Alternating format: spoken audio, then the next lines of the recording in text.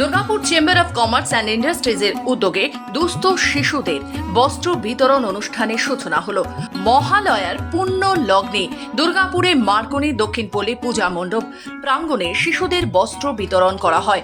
অনুষ্ঠানে উপস্থিত ছিলেন আসানসোল দুর্গাপুর উন্নয়ন কর্তৃপক্ষের চেয়ারম্যান কবি Dutta, Durgapur chamber of commerce and ইন্ডাস্ট্রির সভাপতি চন্দন দত্ত, প্রাক্তন সভাপতি রমা প্রসাদ হালদার, কোষাধ্যক্ষ অনিরুদ্ধ শ্যাম সহ অন্যান্য বিশিষ্ট ব্যক্তিত্বরা।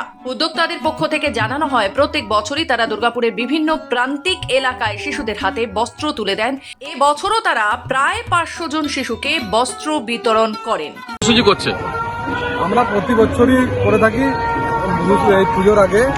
পুজো তো সবার, এই দুস্থ যারা বাচ্চা আছে তাদেরকে জামা প্যান্ট দিয়ে তাদেরকে পুজোর টাইমে তাদের মুখে হাসি ফোটাবার চেষ্টা করি। এই বছরও তার ব্যতিক্রম নেই। আমরা বিভিন্ন পুজো মণ্ডপে আজকে মার্কনি দিয়ে শুরু হয়েছে, 5 তারিখ চতুরঙ্গতে দেবো। তারপরে আরও কোনো পুজো কমিটির সেই পুজো কমিটির স্টেজকে ব্যবহার করে আমরা সেখানের এলাকার যারা দুস্থ মানুষ আছে, দুস্থ বাচ্চা আছে তাদেরকে জামা প্যান্ট দেবো এবং কিছু সামান্য খাবার তাদেরকে তুলে দেবো।